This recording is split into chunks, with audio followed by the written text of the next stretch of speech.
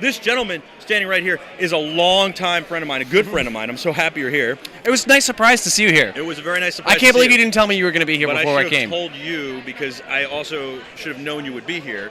Right across the street, too. It seems like we see each other at every show. We do. NAB, Cine Gear, sure. And I talk about what we're doing here with iFilmmaking, but you're from an amazing camera company. Yeah, we're from a camera company, yeah. Yeah, and you, oddly enough, were my first camera partner out in the field. Sort of, yeah. For video journalism. Yes, back in my former life. I was talking about you a few minutes ago. We were shooting the Mets together. You remember the Shot Meet the Mets series? Sure, absolutely. I was telling the Mike Piazza stories. The Mike Piazza stories are good. The Robin Ventura stories, Robin Ventura, and all these guys. And we shot the Jets together. Your shot first the Jets football game for years, yeah.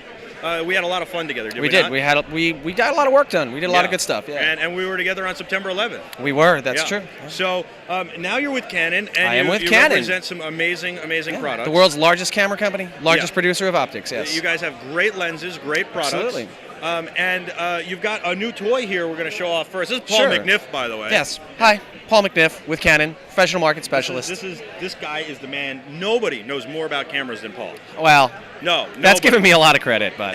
Okay, so first of all, I mean, there's so much to get into, but let's start with this little toy you got here. All right, well, this is cool. This is not the kind of thing we would normally show at Cine Gear. Yeah. But this is the Vixia Mini. Because we're doing the iFilmmaking thing, and it's not only about iFilmmaking, it's about the mobile filmmaking movement. Sure. We're in the MXL Marshall booth. They've got the entire microphone solutions for all your mobile media stuff, whether it's GoPro or iPhones or this stuff. So it's perfect. That's why you brought it. Yeah. This is the Vixia Mini X, and it sort of fits into that entire school of what you're talking about. Now, it looks a little big here, but the white part that I'm holding is a separate accessory, and I'll get into that for a second. And it's not big, by the way. It's not big. It's like the size of a phone. Yeah, it's a little bit thicker and a little bit wider, but it's shorter than a phone. How much would we have killed for a camera that size when we were starting? And you know what? The stuff that you can do with this, too, it's got a microphone input. It's got a headphone out. You can actually just use it as a microphone. It has linear 16-bit PCM audio. One of the things with a lot of those small kind of point of view crash cam sort of things is if they even have a microphone, they have a terrible microphone. This has got a really good Dolby stereo microphone on it. It's got a clean HDMI out with 422. So if you want to use it for a webcast, and you could do green screen with it because it's 422, not 420. Well, that's true. I hadn't even considered that, but yeah, you absolutely could. And if you want to do it for some kind of like web blogging thing, it's got a screen that'll show up. You can tilt it up like this. I think it just went into the power off mode. No, it didn't. Here. We've got it, and so you've got a little app to your iPhone. We're looking at it live. There is an app that allows you. It's not a Canon app. Okay. It's a Pixma app, but it'll allow you to attach to any kind of a camera. This one you can do ad hoc, and I can control the camera, and I can record either to the phone or I can record onto the camera itself. The camera takes a regular size SD card. The previous Vixia Mini took one of those micros. Those are a little bit of a hassle. No, this is a regular SD card. Now, one of the cool things about this accessory... Yeah, what's this accessory This accessory, it's a manual tilt, so you have to set the tilt, but then it's a pan head. I have to stop you for 1 second. We're going to get back to this, but look at this rig. All right, come here. This is Sam from Free Fly. All right. And I know it's not a Canon camera, but it's not even a Canon lens, man. Are you impressed by this rig, though? Honestly, the rig looks pretty cool. Yeah, and it would look much cooler with a Cine lens on it. C500 and a even Cine just lens. our cinema lenses. Our cinema lenses are in like every single booth here. We use those a lot too. All right, well that's good to know. Yeah, but look at this setup. Lightweight, They're too lightweight. They're too sharp. You know.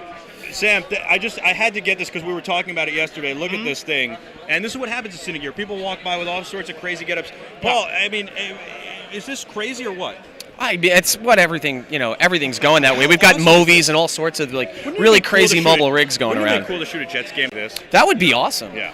And they always use our 14 by broadcast lens on the Steadicams at all the NFL games. I know that. Yeah. Your lenses are among the best in the business. And you can put them on any cameras. Well, yeah. I mean, it depends what you're using it for. Well, yeah, sure. And people like personalities of different cinema lenses. And people like different looks for different things, too. We're in a really nice position where we make... Thanks, Sam. Enjoy the rest of the show. We make lenses, so I kind of don't really care what camera you use because we have lenses for any camera, PL, EF mount, B4 mount. And on the other hand, we've got cameras for everything, too. Right. So we meet everybody's needs in some way or another. In Artsys Media, my production company, we use the C500 a lot, 5D Mark II and 3 a lot. Yeah. We love all the other Canon cameras as well, but I love that you can put the lenses on all sorts of different things, the Blackmagic stuff. Yeah, everybody's putting EF mounts on there, which is one of the reasons I think that our Cinema Primes, because they're EF only, are so popular. And they're, last year they were in a few booths here at Cine Gear. This year they're absolutely everywhere. Great camera. Yeah, because they're putting that lenses. Mount on everything, so they always want to use the EF still lenses, but now we've got these more capable manual controllable Cine lenses. And there are adapters to go PL, or you can get a PL mount on a lot of these cameras too, which is well, that's true. And our Cinema Zooms come EF or PL. Like the new AJA camera is going to have a PL mount. So, all right, getting back to this. Oh yeah, so back to this cool little toy, and it is a toy. It's $400, and then this accessory is just another $100, and I can also control that. So if here I'm gonna. Can you pick it up and just hold it in your hand? So there's a little bit of a delay on it going over my phone, but I can actually then control that over my phone. Paul. Well, it's a half a second delay. I actually have it set to a half a second for the delay. So now it's on me. Now it's on you, and I'll just go back the other way. I'm not recording right now, but if I were, actually maybe I should. That is very cool. I'll start recording so that we can get a little shot of you. So right now I'm interviewing Paul, and Paul's on camera. And I'm on camera being interviewed. Being interviewed on camera. On camera.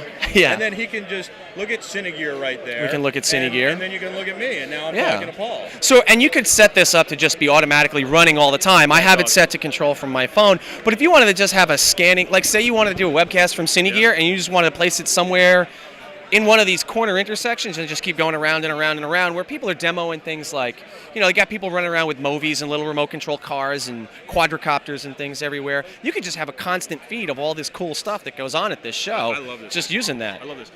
What about we went into your tent last night? Oh yeah. And we went in there, and that was super cool. And you've got a 4K monitor. 4K. It's a reference display. Oh my God, this thing is unbelievable. Tell me about. I can't even. It was so mind blowing. All right. I couldn't even process. There's two-pronged features or two-pronged. I'm just being honest here. There was no way I could process all of this information. It was unbelievable. Well, it involves ASUS, which I'll get into. And ASUS is a really big deal, and it's taking the Academy of Arts and Sciences years to come up with ASUS and start to finalize standards for it. And then they go over to SMPTE. It's a lot of things. Yeah. It's a lot of things. But let's start with really what the monitor is first, or what the display is. It's a reference display. It's not a monitor, it's a display. Exactly, yeah. I mean, I get slapped on the wrist for that. No, it's a reference display, which it really is. I mean, a monitor is something you just look at a picture. A reference display is something where you're looking at it, and it is a specific reference to what something's going to look like. So for color grading in a DI lab, that's what this has been designed for, and it's one of the things it's designed for. When you look at something on a projector, which now they do everything on a projector in these DI labs, and they have monitors, but the monitors don't totally match the projector. When you're looking at something on a projected screen, your black point is only as dark as that screen. That's why they lower all the lights in a movie theater, but it's still a silver, white screen, whichever kind of screen you're using. That's never going to be totally black. So if you're going to match the color on the monitor to what you're going to see out of the projector, you need that to actually truly 100% match what the screen is going to look like, the actual screen that you're projecting onto. I told you he knew a lot. So that's why that's been designed that way, for very specific color grading for use in a theater. What I thought was awesome is you could color grade on set with this monitor. You can do display. Yes. It's a display.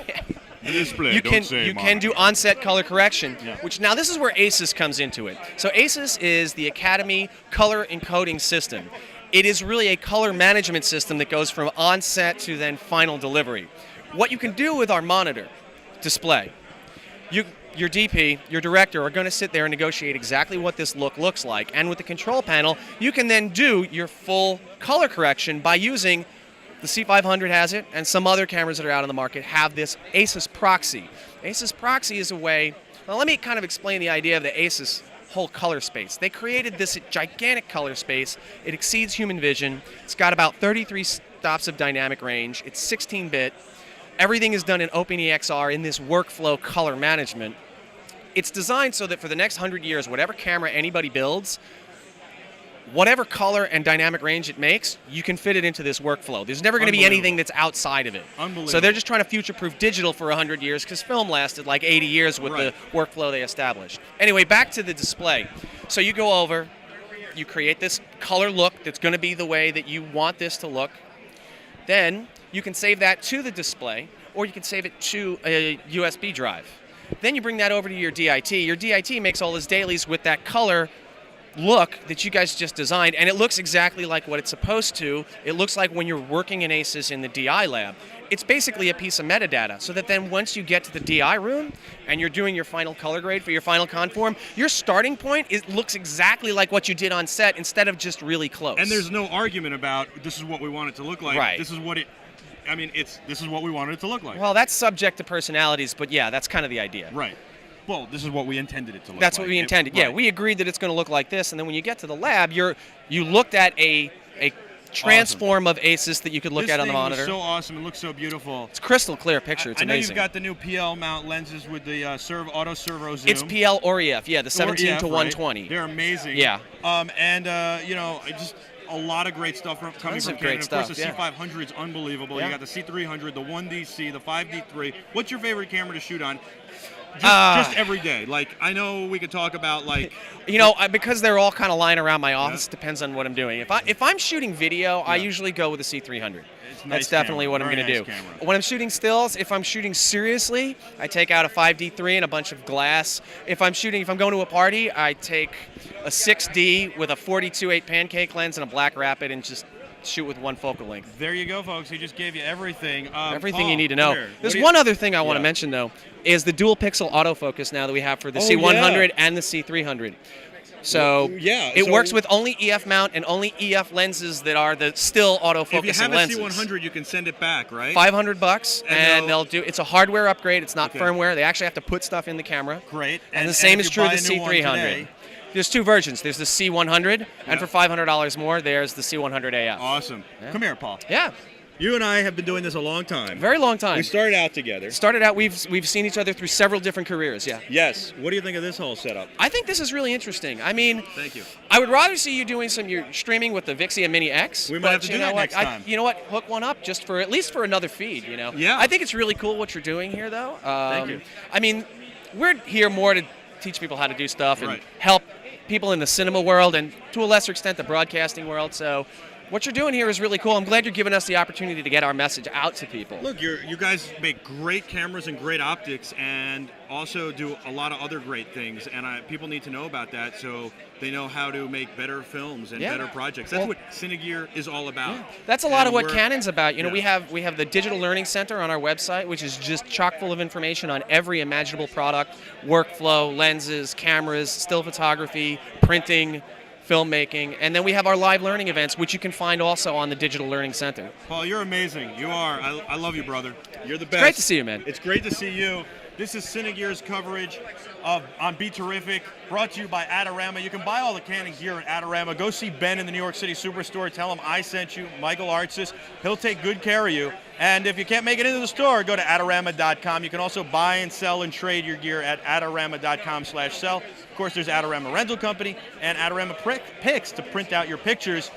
I got to tell you, it's amazing here at Cinegear. We're here at the Marshall MXL booth here at Cinegear, and they make all sorts of solutions, microphone solutions and monitor solutions, and all sorts of great stuff to use for all your video productions. So check them out at lcdracks.com and, of course, mxlmics.com. All right, I think that we're going to take a quick break, and when we come back, we'll have Josh with a whole lot more. Maybe we'll go to Liebeck Tripods. We got to talk to those folks. Can I crash Josh's segment? You can, yeah.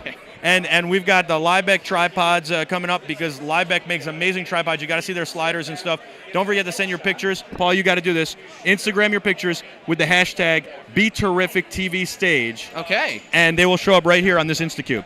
Awesome. Very cool. BridgeKeyboards.com, Bridge with a Y. Father's Day special. You'll get a great deal. And don't forget about Airback. Airback.com for bags that shift the weight distribution so it shifts your load. All right, I'm Michael Artsis. We'll be back from Cinegear 2014 live on BeTerrific right after this. Keep it locked here. BeTerrific.